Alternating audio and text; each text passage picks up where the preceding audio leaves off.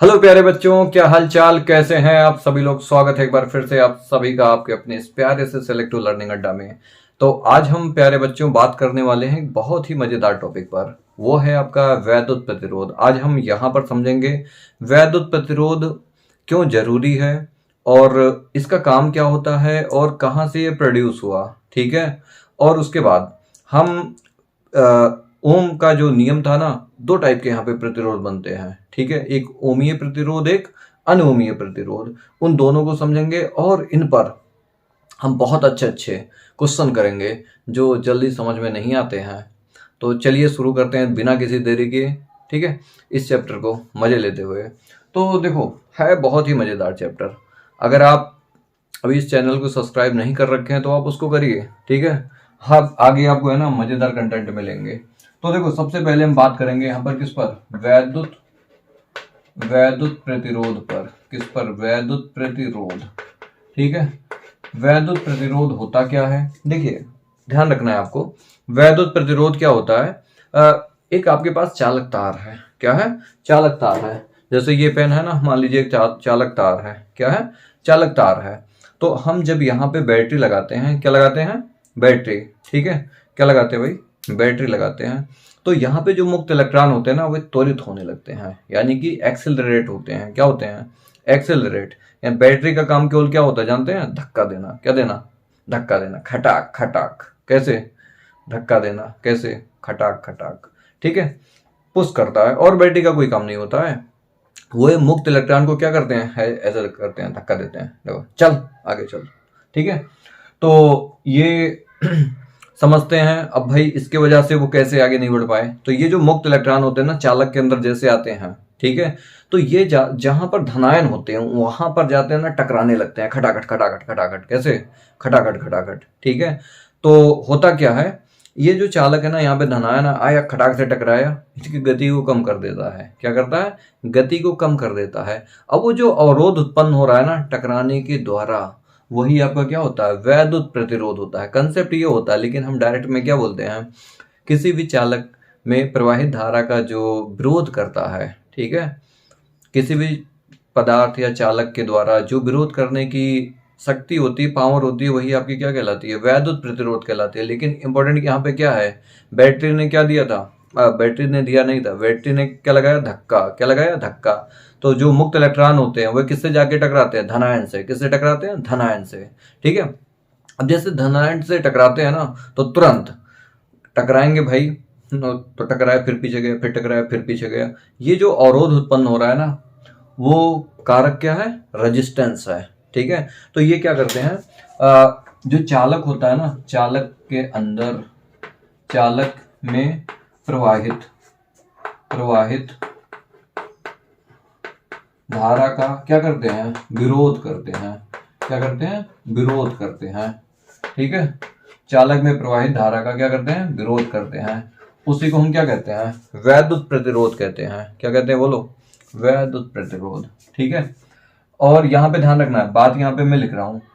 आप बैटरी लगाएंगे, क्या लगाएंगे, बैटरी। क्या लगाएंगे, बैटरी। बैटरी से जो मुक्त इलेक्ट्रॉन होंगे, क्या होंगे, मुक्त इलेक्ट्रॉन, ये जाएंगे धक्का देंगे। क्या देंगे, धक्का। बैटरी क्या दिया, धक्का, किसे, मुक्त इलेक्ट्रॉन को। मुक्त इलेक्ट्रॉन जाके टकराया किससे, धनायन से। ठीक है,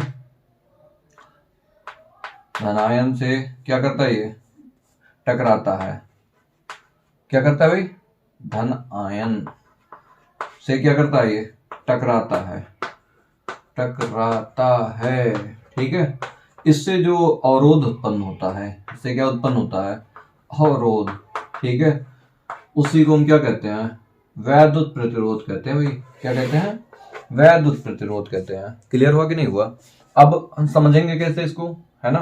तो आपका जो वैद्युत प्रतिरोध होता है, वैद्युत प्रतिरोध, ठीक है, तो ये हम समझेंगे कैसे, आर बराबर ओम्स लॉ के अकॉर्डिंग क्या होता है, V अपॉन आई। ठीक है, और एक और मैंने प्रूव किया था, एक जब हमने सत्यापन किया था ना, किसके अकॉर्डिंग, अनुगमन वेग के अकॉर्डिंग। क्या आया था, बोलो, भूल गए। आपका जो आया था, ध्यान करो यार, ML अपान, ठीक है, कुछ आया था, A था आपका, N था, E स्क्वायर था, और आपका यहाँ पे टाउ था। क्या था, टाउ। तो देखो ध्यान से, ये इलेक्ट्रॉन का मास हो गया, ये इलेक्ट्रॉनों की संख्या हो गई, ये इलेक्ट्रॉन हो गए, टाउ हो गया स्थिरांक, एल क्या है लंबाई, और ए क्या है क्षेत्रफल। तो यहाँ पे अगर हम कहें ना, जो प्रतिरोध होता है ना, जो आर है, वो कुछ बातों पर डिपेंड करती है, एल पर डिपेंड करती है, एल का मतलब चालक की लंबाई पर, ठीक है। एरिया पर भी करती है, किस पर करती है, एरिया पर, ठीक है। यानी कि 1/, क्या होगा, ए, और किस पर करेगा भाई बोलो, अरे यार 1/टाउ पर करेगा। तो ध्यान से सुनना, अब ये टाउ क्या चीज है, समय है, ध्यान रखना क्या है, समय, दो कर्मागत टक्करों में लगा समय है। अच्छा सर नहीं आएगा समझ में, पता नहीं कैसे समझाए, सुनो एकदम आसान है यार। तो टाउ जो होता है ना, जैसे ये 2 इलेक्ट्रॉन है हमारे हाथ में, है कि नहीं है, 3 है यार, एक हटा दे रहा हूँ, ठीक है। ये आया ऐसे टकराया, फिर इससे जाके टकराया, इनके बीच में जो समय लगा, ठीक है, औसत समय ले लेंगे, है ना। यानी कि 2 कर्मागत टक्करों के बीच में जो समय लगा वही आपका क्या होता है, स्थिरांक होता है। अब ऐसे बहुत सारे इलेक्ट्रॉन होते हैं, तो हम सभी इलेक्ट्रॉन का क्या ले लेंगे, औसत समय ले लेंगे 2 टक्करों का, फिर वो आपका डायरेक्ट टाउ आ जाएगा। अब आप सोचो, है ना, आप कहीं जा रहे हो, वहां पे आधे घंटे लग रहे हैं, लेकिन वहां का टेम्परेचर बढ़ा दिया जाए, तो आप कहोगे सर इस धूप में मरने से बढ़िया है थोड़ा अपना रफ्तार बढ़ा लेते हैं।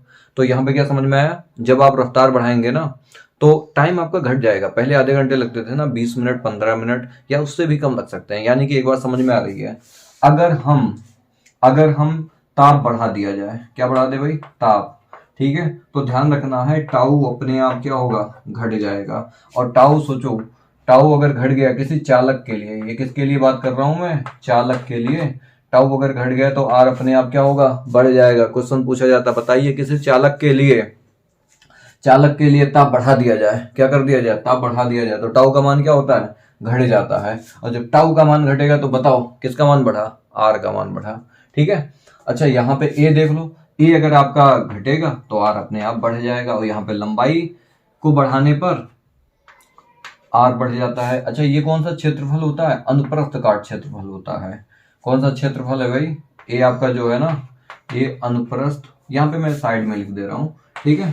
यहाँ पे जो आपका एल है, ठीक है, चालक की लंबाई है, चालक की क्या है, लंबाई है। ए क्या है, अनुप्रस्थ काट क्षेत्रफल है, ठीक है। ये कौन सा क्षेत्रफल होता है सर, देखो ये चालक है, ठीक है, तो ये वाला क्षेत्रफल, इसी को हम कहते हैं अनुप्रस्थ काट क्षेत्रफल। ये आपकी लंबाई एल है, कितनी है लंबाई बोलो, एल, ठीक है।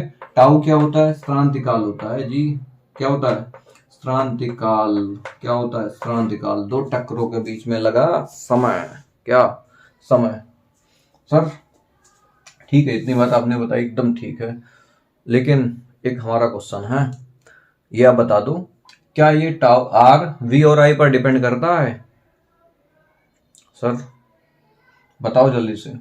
तो देखो मैं उससे बोलूंगा, देख भाई ये जो वी और आई आया था ना, कहाँ से आया था, याद है कुछ, जब हमने वी लगाया था ना तो आई पैदा हुआ था, तो वी और आई के थ्रू एक आर आया था, लेकिन वहीं पर हमने बोला था आर एक क्या होता है, कांस्टेंट होता है, क्या होता है, कांस्टेंट। और जो चीजें कांस्टेंट होती है जिन लोगों के लिए, वो उन पे कभी डिपेंड नहीं करती है। यानी कि हम कहेंगे भाई सुन, बी और आई पर तो कभी नहीं करेगा, हाँ इसका कह सकता हूँ अनुपात होता है, लेकिन निर्भरता के मामले में मैं कुछ नहीं कहूंगा, कुछ कहूंगा नहीं। तो किस पे कहोगे सर, देखो वो तो डिपेंड करता है भाई, सब चालक से रिलेटेड है, किससे रिलेटेड है, चालक से, तो वो चालक के लंबाई पर, क्षेत्रफल पर और ताप पर करेगा, ठीक है। तो जब ओम का नियम बनाया गया था ना, तो इसी ताप को कांस्टेंट कर दिया गया था, क्या कर दिया गया था, कांस्टेंट। ओम बहुत समझदार था, ठीक है। कांस्टेंट करके बोलता है, कहता है कि जब चालक के भौतिक अवस्था में कोई परिवर्तन ना हो, ताप दाब लंबाई ये सब चीजों में, तो उस समय क्या होता है ना, जो वैद्युत प्रतिरोध होता है, वैद्युत प्रतिरोध कह रहा हूं, जो विभवांतर होता है उसमें बहने वाली धारा के अनुकर्मानुपाती होती है, ठीक है। कहानी बहुत बड़ा है, बच्चे क्या करते हैं, रट लेते हैं, लेकिन समझ नहीं पाते इन सब चीजों को। ये आपके लिए है, ये कंपटीशन एग्जाम में बहुत अच्छे से पूछे जाते हैं, ठीक है। तो आप ये चीजें ध्यान रखें, और जब बच्चों को ये सब चीजें है ना समझाई जाती हैं, तो बच्चा समझ नहीं पाता है। तो जैसे मैंने आपको लॉजिक तरह से है ना कनेक्ट किया, आप वैसे ही इसको आप तैयार करें, और एक बार फिर से वीडियो को है ना पीछे कोई चीज समझ में ना आए, हाँ कोई बड़ी बात होगी तो 2 बार 3 बार रिवर्स करो, ठीक है। तो चलो एक बार फटाफट रिवीजन कर लेते हैं। वैद्युत प्रतिरोध क्या होता है, ये सर जो चालक में है ना धारा प्रवाहित होता है उसका विरोध करता है। अब कोई बोले कैसे, बोलो कैसे, कैसे सर, उसके अंदर क्या होता है ना, इलेक्ट्रॉन होते हैं, मुक्त इलेक्ट्रॉन, और जब बैटरी के द्वारा धक्का दिया जाता है, कैसे धक्का दिया जाता है, तो बैटरी करता है क्या है, इलेक्ट्रॉन को धक्का दिया, कौन से इलेक्ट्रॉन को, मुक्त इलेक्ट्रॉन को, ये जाके किससे टकराए, धनायन से, किससे जाके टकराए, धनायन से। अब टकराएंगे तो क्या होगा, उस मुक्त इलेक्ट्रॉन का कुछ विरोध होगा कि नहीं होगा, उसी विरोधाभास जो वहां पे स्टेटमेंट है ना, जिसके थ्रू भी प्रोड्यूस हो रहा है, ठीक है, उसी को हम क्या कह रहे हैं, वैद्युत प्रतिरोध कह रहे हैं। अब सोचो एरिया ज्यादा होता तो मतलब बहुत ज्यादा धनायन मिलते, ठीक है, और ज्यादा एकाग्र जगह में मिल जाएंगे तो क्या होगा, उनका विरोधी तो होगा, ठीक है। तो इस समय ऐसे हम कह सकते हैं उनका प्रतिरोध क्या होगा, बढ़ जाएगा, ठीक है। अच्छा सर ये तो आ गया, अब आगे कुछ और बताओ, ठीक है, तो आप इसको नोट कर लीजिए, फिर हम आपसे मिलते हैं। भैया देखो कुछ चमका कि नहीं चमका, यदि तार का ताप बढ़ा दें तो क्या होगा, वही होगा जो मंजूरे खुदा होगा। नहीं गलत है, यहाँ पे देखना पड़ेगा, ऐसे नहीं होगा। तो देखो यदि तार का हम क्या कर रहे हैं, ताप बढ़ा दें, ठीक है, तो होगा क्या, नहीं आया समझ में, आओ बढ़ाते हैं। ध्यान रखना जब ताप बढ़ाते हैं ना, और ये तार कौन सा तार है, चालक तार है, ध्यान रखना, ठीक है। हाँ, जब चालक तार का ताप बढ़ा देते हैं ना तो उसका रेजिस्टेंस जो होता है ना, प्रतिरोध बढ़ जाता है, क्या होता है, बढ़ जाता है, ठीक है। तो ये ध्यान रखना है। अब कैसे, तो उसका जो वेग होता है ना, वेग वो बढ़ता है, मुक्त इलेक्ट्रॉन का जो वेग क्या होता है, बढ़ता है, क्या होता है, बढ़ता है। जब मुक्त इलेक्ट्रॉन का वेग बढ़ेगा, ठीक है, तो समय क्या होगा, घट जाएगा, समय क्या होगा, घटेगा। और जब समय घटेगा तो बताओ, जब समय घटेगा ना, यानी कि टाउ अनुकर्मानुपाती होता है 1/r जो होता है ना, अनुकर्मानुपाती किसके होता है, टाउ के। अब सोचो आप यार, अभी आपको मैंने बताया था जो टाउ होता है ना, टाउ तो कहता है कि सर हम तो, हमारा वेग बढ़ गया तो हमारा जो टाउ होगा ना वो घटने वाला है, और जब टाउ घटेगा तो प्रतिरोध अपने आप क्या होगा, बढ़ जाएगा। तो इसके बीच में ग्राफ खींचा जाता है। तो आप यहाँ पे कह सकते हैं जो टी होता, मतलब जो प्रतिरोध होता है ना, वो डायरेक्टली अनुकर्मानुपाती किसके होता है, टेम्परेचर के, ताप के, किसके भाई, ताप के। जो नीट की तैयारी करना चाहते हैं और जो जेई का एग्जाम देंगे, बहुत ही इंपॉर्टेंट पॉइंट है, ठीक है। ये मान लीजिए आपका रेजिस्टेंस है, क्या है, रेजिस्टेंस, ये आपका टाइम है, क्या है भाई, टाइम। तो आप देखो एक ग्राफ हमने ऐसे बनाया, ठीक है, और एक ग्राफ ऐसे बनाया, ठीक है। अब एक ही टाइम पर जरा देखते हैं, चलो अच्छा थोड़ा सा यहाँ पे एक काम करते हैं, ये टेम्परेचर ले लो आप, टी का ग्राफ ले लो, ठीक है। तो ध्यान रखना ये जो थीटा जिसका ज्यादा होगा, जिसका थीटा क्या होगा, ज्यादा होगा, ठीक है, उसका ताप क्या होने वाला है, ए यार फिर से समझो, जिसका थीटा ज्यादा होगा, थीटा क्या होगा, ज्यादा, ठीक है। तो ध्यान रखना है, जैसे ये वाला मैंने ग्राफ बनाया, तो ये ग्राफ ये शो कर रहा है जैसे जैसे आप ताप बढ़ा रहे हो, ठीक है, वैसे वैसे, ठीक है, वैसे वैसे क्या हो रहा है, प्रतिरोध आपका बढ़ रहा है, ठीक है। ऐसे अगर आ जाए तो अब ये ध्यान रखना, ठीक है। अच्छा एक मैं सोच रहा हूँ एक क्वेश्चन ले लूं, ठीक है, देखिए किस टाइप का, जैसे मैं बोलूँ है ना, ये हो गया। अब आप बहुत बढ़िया था, हम क्वेश्चन लेते हैं, ठीक है। ये मान लीजिए विभव है और ये आपका धारा है, ठीक है। यहाँ पे दो ग्राफ बनाया गया है, देखिए आप, ये आपका R1 है और ये आपका क्या है, R2 है।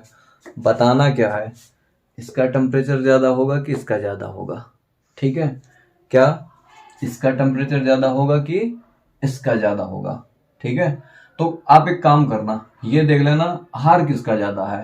अब आप कहोगे सर R कैसे चेक करें, तो कोण देख लेना, ठीक है। तो देखो ये θ1 देख लो, ये आपका θ2 है, ठीक है। अब ये नहीं पता है ना T2 ज्यादा है कि T1 ज्यादा है, और ना ये पता है R2 ज्यादा है कि R1, लेकिन इतना पता है जिसका R ज्यादा होगा, ये चालक के लिए बात कर रहा हूं मैं, किसके लिए, चालक के लिए, ठीक है। तो देखिए आप यहां पर है ना, आप देख सकते हैं θ2 आपका क्या है, ज्यादा है किससे, θ1 से, किससे ज्यादा है, θ1 से।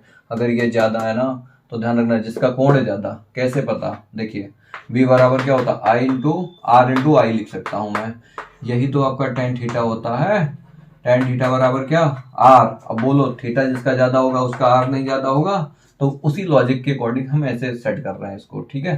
तो यहाँ पे कह सकते हैं R2 ज्यादा होगा किससे, R1 से। नहीं आया, R2 ज्यादा होगा किससे, R1 से। तो इसी प्रकार इसका ताप है ना ज्यादा होगा, ठीक है, किससे, T1 से। भाई साहब ये बहुत इंपॉर्टेंट है, आपको भनक तक नहीं लगेगा। विभवांतर और करंट यानी कि धारा का दे देगा एक ग्राफ, और यहाँ पे रेजिस्टेंस नहीं बोलेगा, कहेगा बताइए ये आपका A है और ये B है, बताओ इन दोनों में से किसका टेम्परेचर अधिक है, ठीक है। तो बस लॉजिक है, कुछ नहीं है। थीटा ज्यादा जिसका होगा उसका रेजिस्टेंस ज्यादा होगा, जिसका रेजिस्टेंस ज्यादा होगा उसका ताप ज्यादा होगा।